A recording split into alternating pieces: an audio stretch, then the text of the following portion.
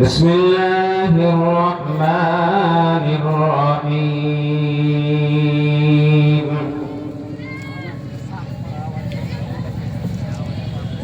وما صاحبكم بمجنون ولقد رآه بالأفق المبين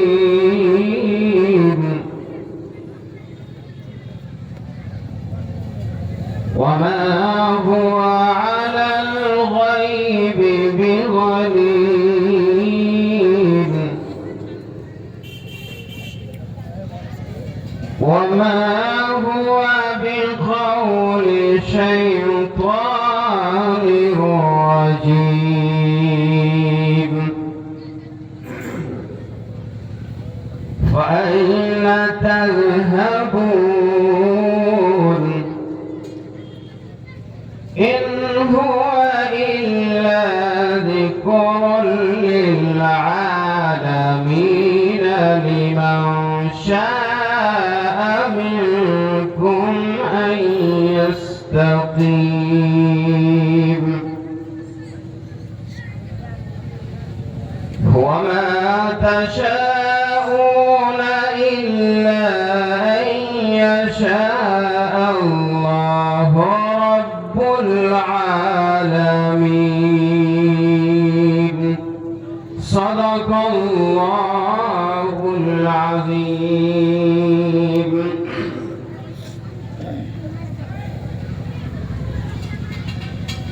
هاي نبيجير انتقالي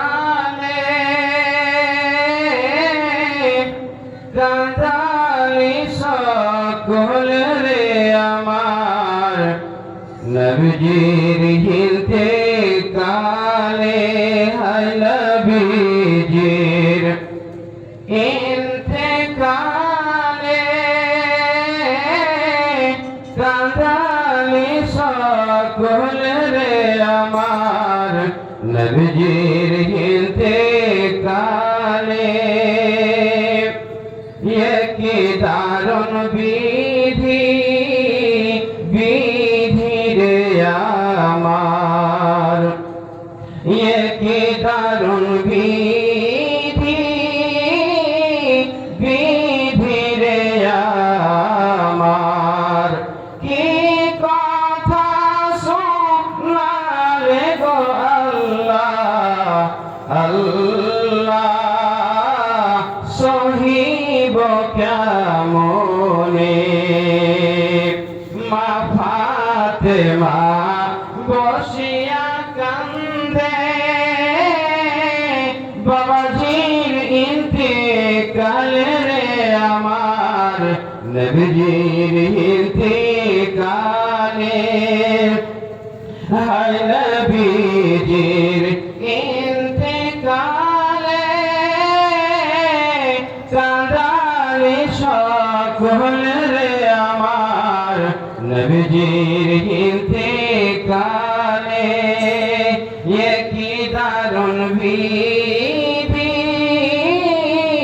বিধি রে আমার কি কথা শোনালে গো আল্লাহ আল্লাহ সহিব কেমনে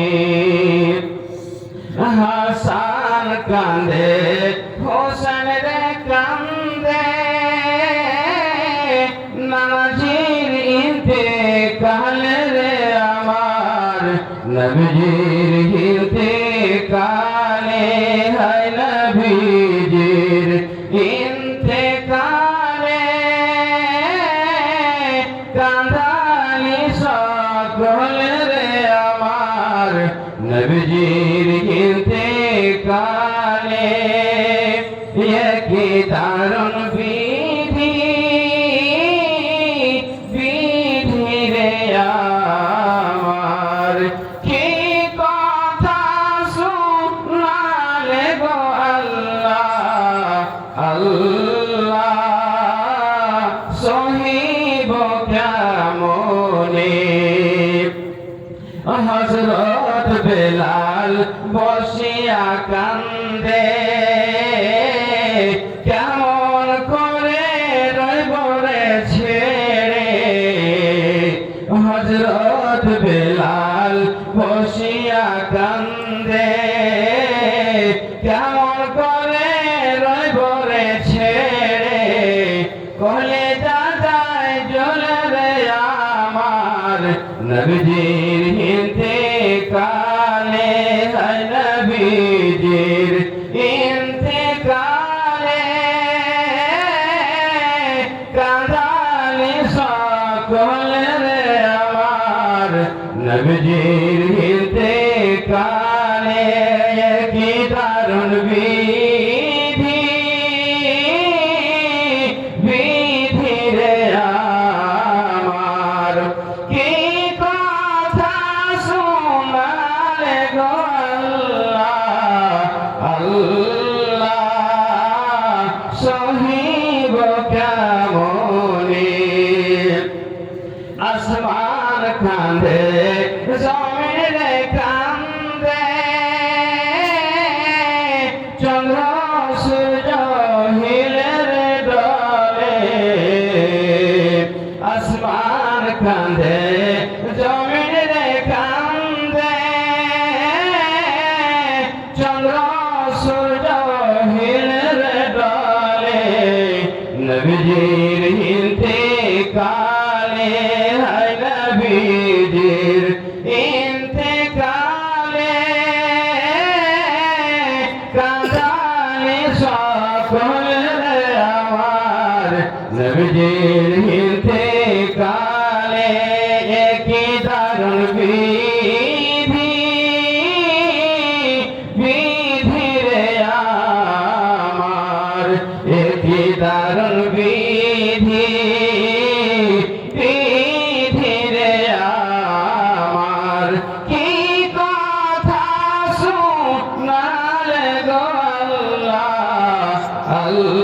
আল্লাহ সহিব কেমনে হায় নবীজির ইন্তেকালে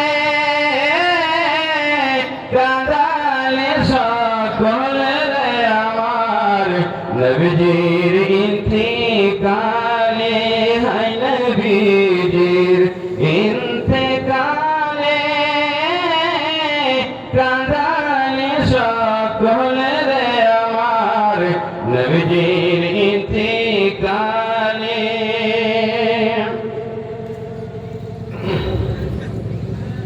আলহামদুলিল্লাহ الحمد لله نحمده ونستعينه ونستغفره ونؤمن به ونتوكل عليه ونعوذ بالله من شرور أنفسنا ومن سيئات أعمالنا من يهده الله فلا مضل له ومن يضلله فلا هادي له ونشهد أن لا إله إلا الله ونشهد أن محمدا عبده ورسوله أما بعد فأعوذ بالله من الشيطان الرجيم بسم الله الرحمن الرحيم يا أيها الذين آمنوا اتقوا الله وقولوا قولا سديدا يصلح لكم أعمالكم ويغفر لكم ذنوبكم والله غفور رحيم وعن علي بن أبي طالب رضي الله تعالى عنه قال قال رسول الله صلى الله تعالى عليه وسلم قال إذا فعلت أمتي 15 خصلة حلت بها البلاء قيل وما هي يا رسول الله؟ قال إذا كان المغنم دولا والأمانة مغنما والزكاة مغرما وأطاع الرجل زوجته وأطأ أمه وبر صديقه وجفى أباه وارتفعت الأصوات في المساجد وكان زعيم القوم أرسلهم وأكرم الرجل مخافة شره واتخذت القيام واتخذت المعازف ولعن آخر هذه الأمة أوله إلى آخر الحديث. ব্রাদার ইসলাম, গভীর রাত্রে শীতের সময় আপনারা ভাই আল্লাহ পাক রব্বুল আলামিন আপনাদের এই কষ্টকে যেন কবুল করুক। আল্লাহ এর জন্য আপনাদেরকে জাযায়ে খায়র আতা করুক। আপনারা যেন ধৈর্য ধরে বসে থাকতে পারেন। আল্লাহ আপনাদেরকে ইহকালে এবং পরকালে আপনাদের জন্য ভালাই রাখবেন ইনশাআল্লাহ। তাই আমি আল্লাহর কাছে এটাই আবেদন রাখি, আল্লাহ আপনাদেরকে যেন সুস্থ রাখুক। ব্রাদার ইসলাম, আমি আপনাদের সামনে একটি আয়াত পাঠ করেছি আর একটা লম্বা হাদিস পাঠ করেছি ইনশাআল্লাহুল আজিজ। সেগুলোকে সামনে রেখে আমি কিছুক্ষণ আলোচনা করব। ওয়া তাওফীক ইল্লা বিল্লাহ। ব্রাদার ইসলাম, ইবতিদাই ইসলাম যখন আসলো ওই সময়তে মানুষ ধীরে ধীরে ইসলাম কবুল করছিল। আল্লাহ পাকের নবী যে কটা ইসলাম গ্রহণ করছিল ওরাকে সঙ্গে করে নিয়ে যেখানে সেখানে দিন প্রচার করার জন্য যেতেন। সময় এবং প্রয়োজন করতে গেলে আল্লাহর নবী দিন প্রচার করার জন্য, এরায়ে কালিমাতুল্লাহর জন্য, দিনকে টিকে রাখার জন্য, বাঁচাবার জন্য যদি যুদ্ধ জিহাদ করার প্রয়োজন পড়ত তো আল্লাহর নবী সাহাবায়ে কিরামকে সঙ্গে করে যুদ্ধতেও যেতেন, জিহাদেও যেতেন। ওই সময়তে ওই মুহূর্তে কাফির বেদিনের সাথে যুদ্ধ করতে গিয়ে, লড়াই করতে গিয়ে একমাত্র এই লড়াই যুদ্ধ হতো দিনকে বাঁচাবার জন্য। ব্রাদার ইসলাম, যখন কাফিরেরা বেদিনেরা ময়দান ছেড়ে পালিয়ে যেত ওই সমাজে, ওই মুহূর্তে ওদের যা মাল থাকতো পিছনে ওই সব মালগুলাকে নিয়ে আসা হতো। ওই মালগুলাকে বলা হয় মালে গানিমত। ব্রাদার ইসলাম, মালে গানিমত যত সাহাবায়ে কেরাম মুজাহিদিন যুদ্ধ করেছেন তাতে প্রত্যেকেরই হক আছে, বরাবর সমান হক আছে। কোন ব্যক্তি যদি একটা হালকা পরিমাণ উঠিয়ে নেয় তাকসীম করার আগে, বন্টন করার আগে, তাহলে সেটা ভুল হবে। ব্রাদার ইসলাম, হাদিসের মধ্যে আল্লাহ রাসূল সাল্লাল্লাহু আলাইহি ওয়াসাল্লাম কয়েকটা কথা বলেছেন। এই কথাগুলো যখন দেখতে পাওয়া যাবে তখন উম্মতের মধ্যে, অর্থাৎ এই উম্মতে মুহাম্মাদিয়ার উপরে বিভিন্ন প্রকারের আযাব আসবে, অভিশাপ আসবে, নানা রকমের বিপদ আসবে। ব্রাদার ইসলাম, তার মধ্যে একটা কথা আল্লাহর নবী বললেন কি, ইদা কানাল মাগনামু দুয়ালান, যখন এই মালে গানিমতকে মানুষ নিজের দাওলাত মনে করে স্বইচ্ছায় বন্টন হওয়ার আগে, তাকসিম করে দেওয়ার আগে যদি নিয়ে আসে নিজের মাল মনে করে, তাহলে আযাব আসবে, বিপদ আসবে। যেরকম নাকি একটা তসবিহ থেকে, যে তসবিতে 100টা দানা বা তার থেকে বেশি দানা থাকে, সেই রশিটাকে যদি ছিঁড়ে দেওয়া যায় তো একটা একটা করে দানা টপ টপ টপ টপ করে পড়তে থাকে। আল্লাহ নবী বললেন, তোমরা শোনো, আমি কয়েকটা কথা বললাম, যখন এই কথাগুলো আমার উম্মতের মধ্যে দেখতে পাওয়া যাবে, তখন যেরকম নাকি তসবির দানা এক এক করে জমিনে পড়ে যায়, সেই মতো হয়ে এই উম্মতের উপরে বালা আসবে, বিপদ আসবে, কষ্ট আসবে। তার মধ্যে আল্লাহর নবী একটা কথা বলে দিলেন, ইদা কানাল মাগনামু দুওয়ালান, যখন মানুষ মালে গনিমতকে নিজের দাওলাত মনে করে ব্যবহার করবে, ওই সমাজে মানুষের উপরে এমন ভাবে বিপদ আসবে, যেরকম নাকি তসবির দানা পড়তে থাকে, ওরকম ধরনের মানুষের উপরে বিপদ আসতে থাকবে। আগে আল্লাহর নবী বললেন, ব্রাদার ইসলাম, যে আমানত, দ্বিতীয় কথা হলো আমানত। আমানত কাকে বলে? আমরা আমানতের খেয়ানত আজকে ভুরি ভুরি করি, আমরা সেটাকে লক্ষ্য রাখি না। আমানত কি জিনিস তার আমরা মূল্য দিই না। ভাইরা আমার, বন্ধুরা আমার, আল্লাহ নবী পাক সাল্লাল্লাহু আলাইহি ওয়াসাল্লাম বলেছেন, যখন মানুষ আমানতকে মালিক গনিমত মনে করে ব্যবহার করবে, আল্লাহ পাক রব্বুল আলামিন এই উম্মতের উপরে এরকম ধরনের অভিশাপ আযাব দিবেন, এরকম ধরনের আযাব দিবেন, যেরকম নাকি তসবির দানা পড়ে থাকে এক এক করে, ওরকম ধরনের তাদের উপরে আযাব আসতে থাকবে। আল্লাহ নবী পাক সাল্লাল্লাহু আলাইহি ওয়াসাল্লাম সাহাবায়ে কেরামকে বললেন, ও আমার সাহাবারা, তোমরা শোনো শোনো, তোমরা যদি 6টা কাজের জিম্মেদারি নিয়ে নাও, তোমরা যদি গ্যারান্টি নিয়ে নাও, আমি তোমাদের জন্য গ্যারান্টার হয়ে গেলাম, আমি তোমাদের জন্য গ্যারান্টি দিচ্ছি, তোমাদেরকে আমি জান্নাতে নিয়ে যাব।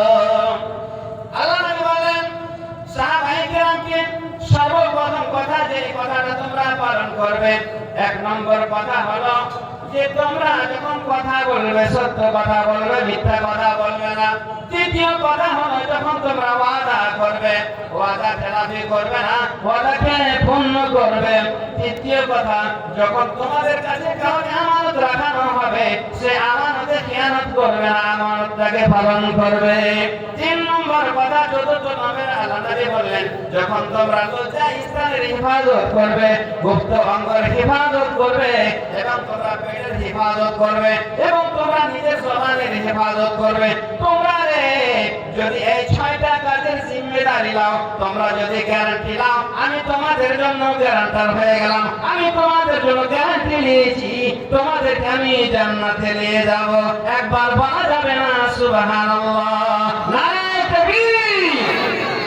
ভাই আমার, বন্ধুরা আমার, আল্লাহর নবী হুজুর আকরাম সাল্লাল্লাহু আলাইহি ওয়াসাল্লাম আমানতের কিরকম লক্ষ্য রেখেছিলেন, খেয়াল রেখেছিলেন। আল্লাহর নবী যখন মক্কা নগরে থাকতেন, নানা রকমের বিভিন্ন রকমের আযাব, বিভিন্ন রকমের কষ্ট দিতেছিল। আল্লাহর নবীকে অবশেষে আল্লাহর তরফ থেকে আদেশ হয়ে গেল, ওগো আমার নবী, তোমাকে আর মক্কাতে থাকতে হবে না, তোমাকে মক্কা ছেড়ে মদিনা বিদায় হয়ে যেতে হবে, তোমাকে হিজরত করতে হবে, মদিনা মক্কাতে আর থাকতে হবে না, যেহেতু তোমার উপরে অনেক রকমের জুলুম অত্যাচার হয়ে গেছে। আল্লাহর নবী মক্কা ছেড়ে হিজরত করে মদিনা চলে যাবেন, কিন্তু আল্লাহর নবীর কাছে কিছু মাল রাখা আছে আমানতের, সে আমানতের মান জানা কি হবে? আল্লাহর নবী আলীকে ডেকে পড়ালেন, ওগো আলী, তুমি কোথায় এসো, আমার কাছে এসো। আলীকে ডেকে পড়ালেন, আলী এলেন। আলী আসার পরে আলীকে বললেন, আল্লাহর নবী, ও ও আলী শোনো দেখো এগুলা সব হলো আমানতের মাল। এই যে মক্কার কাফিররা আছে, মুশরিকিনরা আছে, ইহুদি আছে, এদের কিছু মান সম্পদ, এদের কিছু দৌলত টাকা পয়সা আমার কাছে আমানত হিসাবে রাখানো আছে রে আলী।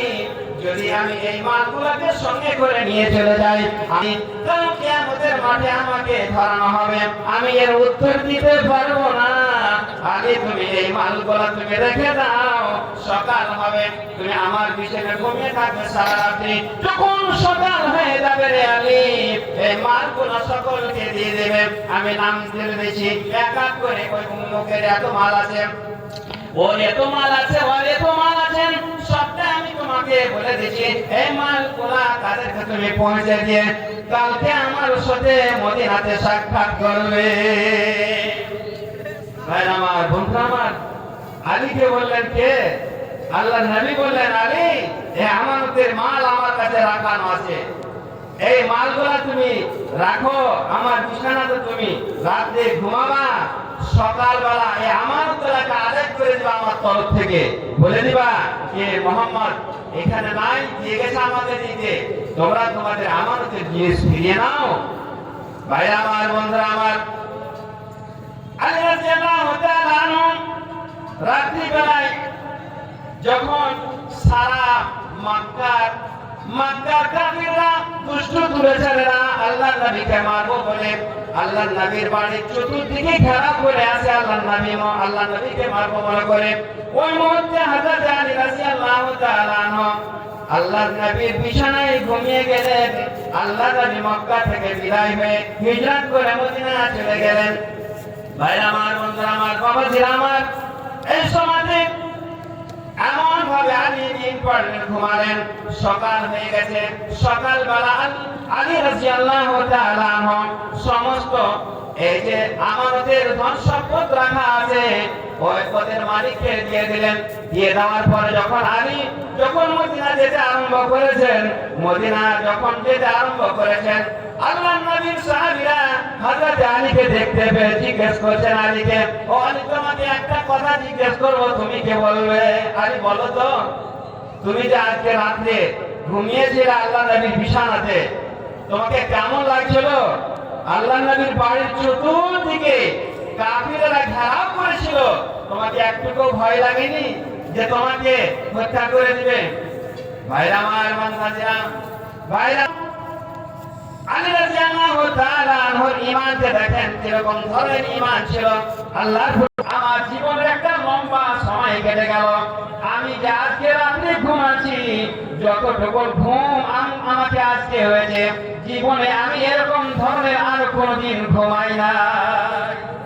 যতটা আজকে আমাকে ঘুম হয়েছে, এরকম ধরনের ঘুম আর কোনোদিন আমার জীবনের বুকে হয় নাই। আলী বললেন, আমাকে বিশ্বাস হয়েছে।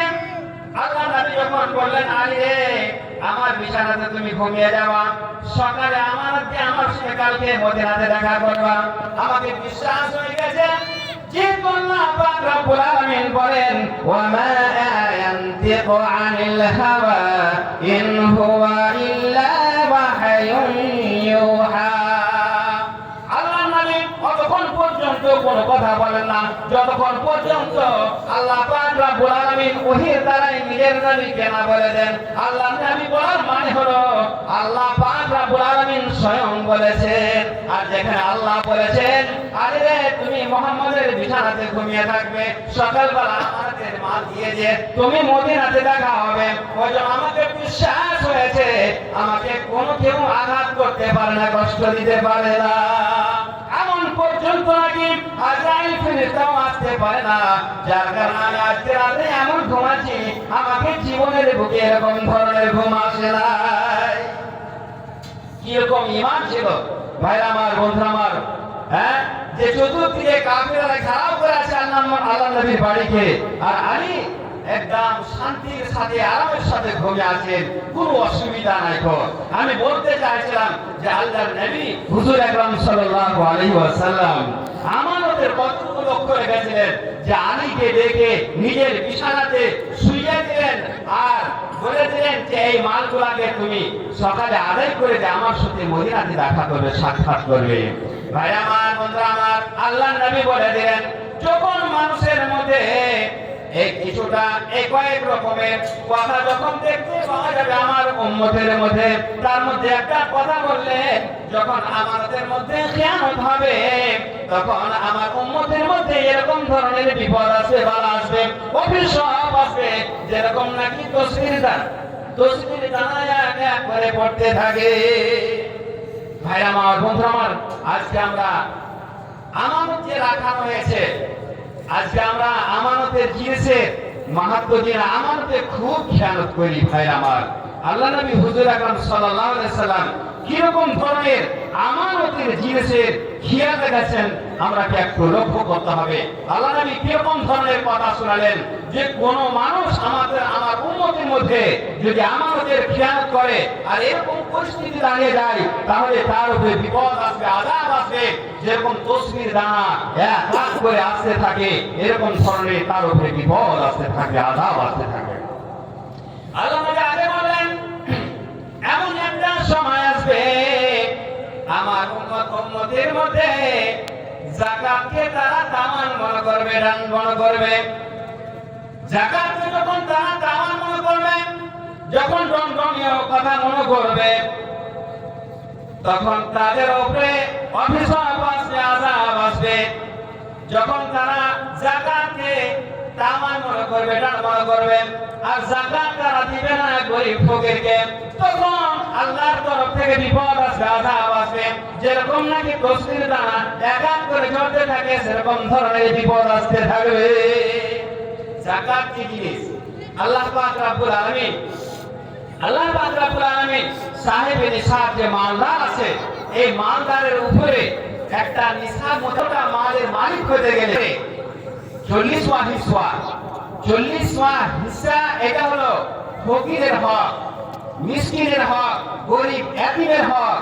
আল্লাহ নবী বললেন যখন এই মাল, যখন দৌলতমন্দ, যখন সাহেবে নিসাব, যখন টাকা পয়সা ওয়ালা ধনী মানুষ এই যাকাতের পয়সাটা বের করবে না, সেটাকে দণ্ড মনে করবে, তাওয়ান মনে করবে, আর জরিমানা মনে করবে, আর যাকাত আদায় করবে না, গরিবকে দেবে না, ফকিরকে দেবে না, আর এতিম বাবা মিসকিনকে দেবে না, নিজে খাবে আর আত্মসাৎ করবে। ওই সমাজে আল্লাহর নবী বললেন এরকম ধরনের বিপদ আসবে, যেরকম নাকি তসবির দানা এক করে পড়তে থাকে এরকম ধরনের বিপদ উম্মতের মধ্যে আসতে থাকবে। ভাই আমার, বন্ধুরা আমার, আল্লাহ নবী বলেন ওরে আমার সাহাবারা তোমরা শোনো, তোমরা যদি কিছু কথা যদি তোমরা গ্যারান্টি নাও, তোমরা যদি জিম্মেদারি নাও, তাহলে তোমাদেরকে আমি জিম্মেদারি মনে করে তোমাদের গ্যারান্টার হিসাবে তোমাদের আমি গ্যারান্টি লিখে জান্নাতে অবশ্যই নিয়ে যাব। তার মধ্যে আল্লাহ নবী একটা কথা বললেন কি, নামাজ এক নম্বর কথা, as-সালাতু ওয়াজ-যাকাত। তোমরা নামাজের লক্ষ্য রাখবে, নামাজ কায়েম করবে, আকিমুস সালাত ওয়া আতুজ যাকাত। পবিত্র কালাম পাকের মধ্যে আল্লাহ পাক রব্বুল আলামিন এক জায়গা নয় কয়েক জায়গাতে বিভিন্ন জায়গাতে তাজকিরা করেছেন, বয়ান করেছেন। আল্লাহ পাক রব্বুল আলামিন বলেন আকিমুস সালাত ওয়া আতুজ যাকাত। এক নম্বর কথা হলো তোমরা নামাজ পড়বে টাইমে, দ্বিতীয় কথা হলো তোমরা যাকাত আদায় করবে, তৃতীয় কথা আল্লাহর নবী বললেন যখন তোমাদের কাছে কারোর আমানত রাখা হবে সে আমানতে খিয়ানত করবে না, সে আমানতে দিনদারি ইখতিয়ার করবে। সাহাবী আমানতকে আমানত ওয়াপস করে দিবে, ফেরত দেবে, তাতে খিয়ানত করবে না। আর দ্বিতীয় কথা হলো নিজের সমাজের হিফাজত করবে আর নিজের পেটের হিফাজত করবে, পেটে যেন কোনো রকমের হারামকে জানা যায়।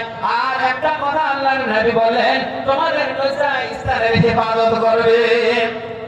যখন তোমরা এই ছয়টা কথা লক্ষ্য রাখবে, তার প্রতি আমল করবে, তোমরা যদি গ্যারান্টি নিতে পারো, তোমরা যদি গ্যারান্টার হয়ে যাও, তাহলে আমি গ্যারান্টার হিসেবে তোমাদেরকে আমি গ্যারান্টি দিচ্ছি তোমাদেরকে আমি জান্নাতে নিয়ে যাব।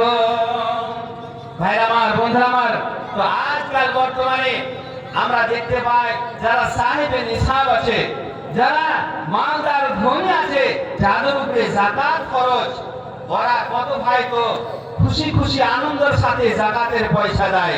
তারা মনে করে এটা আমার পয়সা নয়, এটা পয়সা তো হলো সত্যিকারী গরিবের, ফকিরের, মিসকিনের, ইয়াতীমের। আর কিছু মানুষ আমরা আছি ভাই, যে আমরা মনে করি আমরা খেটে কামিয়ে মাল হাসিল করেছে, আবার ইয়াতে ফকির অংশ কি করে হতে পারে? আল্লাহ নবী বলে দিলেন, যখন এরকম সময় আসবে যে মানুষ এই যাকাতকে তামার মনে করবে, যখন ডাল মনে করবে, জরিমানা মনে করবে, তখন তাদের উপরে নানা রকমের বিপদ আসবে। ওয়াযাকাতু মাগরামান, মানুষ যখন এই যাকাতকে তামার মনে করবে, জরিমানা মনে করবে, তখন তাদের উপরে নানা রকমের বিপদ আসতে থাকবে। আগে আল্লাহ নবী বলেন কি, ওয়া আতাআর রাজুলু যাওজাতাহু, যখন মানুষ নিজের স্ত্রীকে প্রতিনিধি বানিয়ে দিবে, যখন নিজের স্ত্রীকে পুরুষেরা লিডার বানিয়ে দিবে। আর রিজালু কাওয়ামুনা, কোরআনের মধ্যে বলা হয়েছে, আল্লাহ পাক রব্বুল আলামিন বেটা ছেলেকে কাওয়াম বলেছেন, এই বেটা ছেলেকে সর্দার বলেছেন। যদি ওই সমাজে বেটা ছেলেরা, পুরুষ লোকেরা যদি কাওয়াম না হয়ে, যদি কাওয়ামা নিজের স্ত্রীকে বানিয়ে দেয়, লিডার বানিয়ে দেয়, প্রতিনিধি বানিয়ে দেয়, ওই সমাজে তাদের উপরে নানা রকমের বিপদ আসবে, আযাব আসবে। লা ইউফলিহা কওমুন ওয়াল্লু আমরাহুম আমরাআতান, আল্লাহ নবী এক সমাজে বলেছিলেন, কোন সমাজে বলেছিলেন? ভাইরা আমার, বাবাজি আমার, যখন ফারিস দেশ আছে, ফারিসের বাদশা, যখন প্রেসিডেন্ট কিসরা বাদশা যখন মারা গেল, ওই সমাজে ফারিসের লোকেরা কিসরার মেয়েকে ওই দেশের প্রতিনিধি বানিয়েছিল। যখন প্রেসিডেন্ট বানিয়েছিল, আল্লাহ নবী বলেছিলেন, লা ইউফলিহা কওমুন ওয়াল্লু আমরাহুম ইমরাআতান, ওই কওম কোনদিন কামিয়াব হাসিল করতে পারে না, কোনদিন লাভবান হতে পারে না, যারা নিজের স্ত্রীকে তারা প্রতিনিধি বানিয়ে দিবে, নিজের লিডার বানিয়ে দিবে, সর্দার বানিয়ে দিবে, নিজের মামলা তাদেরকে সঁপে দিবে। আজকে আমরা করেছি কি ভাইরা আমার, বন্ধুরা আমার? আল্লাহ নবী আজকে 1400 বছর আগে বলেছিলেন, আমরা জিনিসটাকে একটু মিলাই দেখি যে সেই যুগটা আজকে এসেছে কি ঠিক আমরা দেখতে পাই। আজকে আমরা মহিলাটাকে আগে পাঠিয়ে দিয়েছি।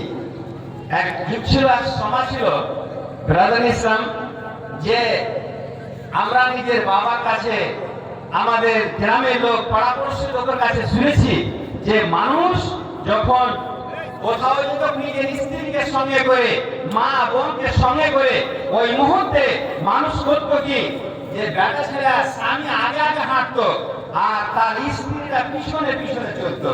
আর আজকে কি হয়েছে দেখতে পেয়েছেন? আজকে স্ত্রীটা আগে আগে হাঁটবে আর তার পুরুষটা পিছনে পিছনে হাঁটবে। যেটা কথা বলছি না সত্যিকারই আজকে বর্তমানে দেখতে পাওয়া যায় না, স্ত্রীটা তার আগে আগে হাঁটবে আর পুরুষটা পিছনে পিছনে হাঁটবে।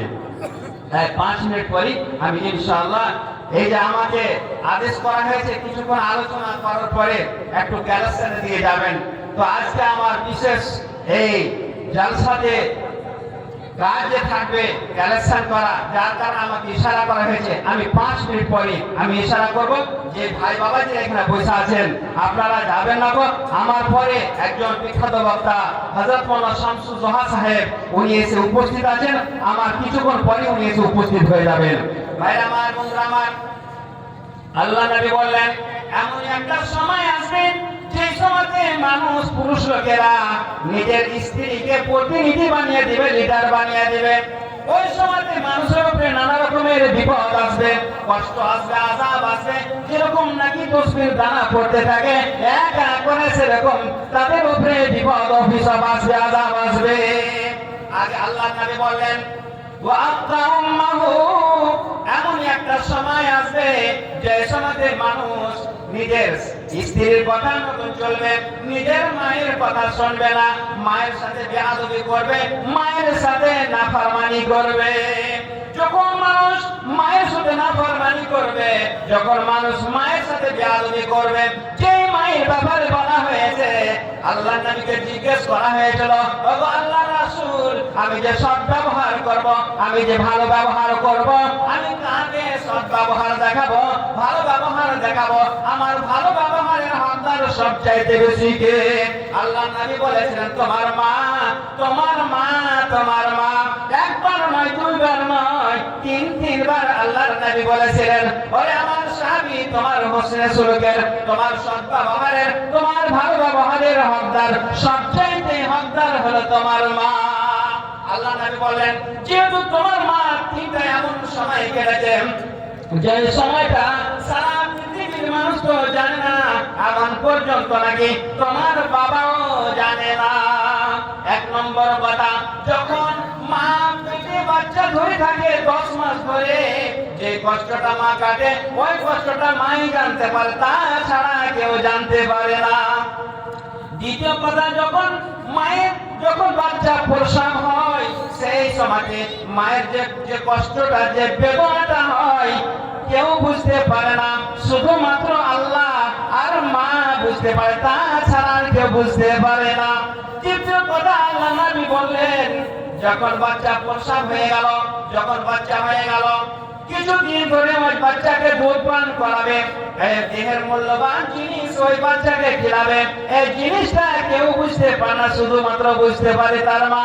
আল্লাহ নবী বলেন, ও সাহাবী, শোনো শোনো, তোমার সৎ ব্যবহারের, তোমার মুসলিম হুলুকের সবচাইতে হকদার বেশি হলো তোমার মা। ওই জন্য বলছি, শোনো, যখন এরকম সময় আসবে, যখন মানুষ আমার উম্মতের মধ্যে মায়ের সেবা করবে না, মায়ের সাথে নাফরমানি করবে, মায়ের সাথে বেয়াদবি করবে, ওই মুহূর্তে এমন ভাবে আযাব আসবে, অভিশাপ আসবে তাদের উপরে, যেরকম নাকি তসবির দানা পড়তে থাকে সেরকম ধরনের বিপদ আসতে থাকবে। যদি মা বাবার সেবা করেন, ভাইরা আমার, বন্ধুরা আমার, আল্লাহ পাক রব্বুল আলামিন ওই মা বাবার সেবা করার মান সম্মান বাড়িয়ে দিবেন, তার মর্যাদা বাড়িয়ে দিবেন, তার রুতবাকে বাড়িয়ে দিবেন। ওয়াইস কারনী নাম শুনেছেন? ওয়াইস কারনী নাম শুনেছেন? ভাইরা আমার, বন্ধুরা আমার, ওয়াইস কারনী একজন ছিলেন, উনি সাহাবী ছিলেন না গো ইসলাম। আর মায়ের সেবা করার জন্য আল্লাহ নবীর সাথে সাক্ষাৎ করার ফুরসত পাননি গো। কেন? ওয়াইস কারনী মনে করেছিলেন যে আমি যদি মায়ের সেবা না করে ছেড়ে দিয়ে আমি যদি আল্লাহর নবীর সাথে আমি সাক্ষাৎ করতে যাই, না জানি আমার মা ইন্তেকাল করবে, হ্যাঁ, আর আমি মায়ের মুখখানা দেখতে পাবো না। আজকে যাব আল্লাহর নবীর সাথে সাক্ষাৎ করতে যাব, কালকে যাব। ভাই আমার, বন্ধুরা আমার, একটা কথা মনে রাখবেন, যতক্ষণ পর্যন্ত ইসলামের অবস্থাতে, ইসলামের হালাতে কোন মুসলমান আল্লাহর নবীকে না দেখতে পাবে, ততক্ষণ পর্যন্ত তাকে সাহাবী বলা যাবে না। তো ওয়াইস কারনী, ভাইরা আমার, বন্ধুরা আমার, সাহাবিয়াদের যে একটা লাকাব আছে, সেই লাকাব থেকে মাহরুম হয়ে গেছেন, কিন্তু আল্লাহ পাক রব্বুল আলামিনের তার মান সম্মান, তার মূল্য বহুত, অনেক, এত মূল্য যে একজন সাহাবীকে, আমিরুল মুমিনিনকে, খলিফাতুল মুসলিমিনকে, একজন সাহাবীকে বলছেন আল্লাহর নবী, ও আমার সাহাবী, তুমি যখন ওয়াইস কারনীর সাথে সাক্ষাৎ করবে তখন নিজের জন্য দোয়াই মাগফিরাত করার দরখাস্ত জানাবে। আল্লাহ নবী বললেন, কাকে বললেন? উমারকে বললেন, উমার, তুমি শোনো, তোমার যদি ওয়াইস কারনীর সাথে সাক্ষাৎ হয়, মোলাকাত হয়, তাহলে তুমি ওয়াইস কারনীকে বলবে, ও ভাই, আমার জন্য আল্লাহর কাছে তুমি দোয়াই মাগফিরাত করবে, মাগফিরাতের জন্য তুমি দোয়া করবে। যে আল্লাহ পাক রব্বুল আলামিন তোমার মান সম্মান অনেকটা বাড়িয়ে দিয়েছেন। দেখেন, আপনাদের সামনে একটা কথা বলি, আসল জলসা তো কালকে হবে, কালকে কালেকশন হবে, আর প্রধান বক্তা যে এই জলসার সভা আছেন উনিও কালকে আসবেন ইনশাআল্লাহ।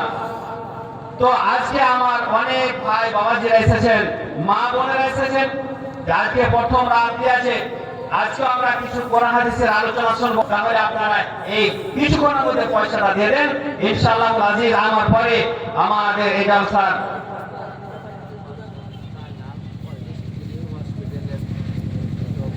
আচ্ছা, মাশাআল্লাহ, কালাম সাহেব, বালুগ্রামের কালাম সাহেব, ওনার স্ত্রী অসুস্থ আছেন, হসপিটালে ভর্তি আছেন, 1000 টাকা দিয়েছেন আর দোয়ার জন্য বলেছেন।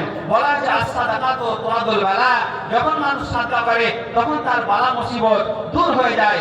রাসূল ইসলাম মুসিবত এসেছে বলে কত সুন্দর, কত প্যারা স্বামী যে স্ত্রীর উপরে কত মহব্বতের কারণে স্ত্রীকে হসপিটাল ভর্তি আছে, মনে আছে বলে স্ত্রীর নামে যেন স্ত্রী যেন সুস্থ হয় 1000 টাকা দান করেছেন।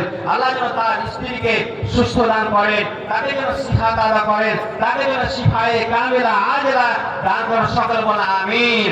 এই জগৎ বান্দা তোমার কথা হয়েছিল, আগ হইতে 1000 দান পাঠাইল, যাহা দান দিয়ে গেল তাতে গেল জানা, জীবনে তুমি করো মার্জনা, অপরান্ত দয়া তোমার সীমা কিছু নাই, দয়া দানে পার করো গো দয়াময়, আমি হীন গুনেগার দোয়া দেব কত, আল্লাহ তাকে নেকি দিও নিজের মনের মতো, আমিন আমিন সুম্মা আমিন। 500 টাকা রেখে দিলে কেটা 500 টাকা দেবেন? এই মুর্তজা আলী সাহেব, মাশাআল্লাহ। আচ্ছা মুর্তজা আলী সাহেব, ওনারও মা অসুস্থ আছেন। যোগ্য মায়ের যোগ্য ছেলে কোথাও ছিল, এখানে আসিয়া পরিমাণে 500 দিল, 500 বলে করিবে না হেলা, পার করে দিবে আল্লাহ তুমি বিপদের বেলা। ওগো মাই, ওগো আল্লাহ, ওগো খোদা, দোয়া দেব কত, আল্লাহ তুমি নেকি দিও নিজের মনের মতো, যাহা দান দিয়ে গেল তাতে গেল জানা, জীবনের তুমি করো মার্জনা, মা বাপ যদি থাকে বিপদেতে উঠারিয়া নিও তুমি নিজের রহমতে, অপরাধ দয়া তোমার সীমা কিছু নাই, দয়া দানে পার করো গো দয়াময়, আমিন আমিন সুম্মা আমিন। আরেকজন 50 টাকা দিয়েছেন, আরেকজন 100 টাকা। কেনা তাসিরউদ্দিন, আচ্ছা মাশাআল্লাহ, তাসিরউদ্দিন সাহেব নারায়ে তাকবীর, 1200 টাকা দিয়েছেন, মাশাআল্লাহ। এই স্বাভাবিক, এই জগৎ বান্দা তোমার স্বাভাবিক 1200 টাকা দিল দান, এই দান কবুল করো গো পাক সুবহান, ভালোভাবে রাখো তুমি শোনো গো রাব্বানা, বিপদের ভারী জালে তুমি ফেলিও না, বিপদের হালে যদি হাবুডুবু খায় পার করে দিও তুমি গো দয়াময়, আমিন আমিন খোদাই আমিন আমিন, দোয়া মোদের কবুল করো গো রব্বুল আলামিন, আমিন আমিন সুম্মা আমিন। আচ্ছা মাশাআল্লাহ, নারায়ে তাকবীর। দেখেন আমাদের এই বালুগ্রামের হাজী আখতার হোসেন সাহেব, মাশাআল্লাহ 3000 টাকা দাতা। এরকম ধরনের 3000 টাকা দাতা একজন আর কেউ হতে পারেন কি? যদি আপনারা কেউ যদি থাকেন তাহলে আসুন এর সঙ্গে হয়ে যায় ইনশাআল্লাহ। হতে চায়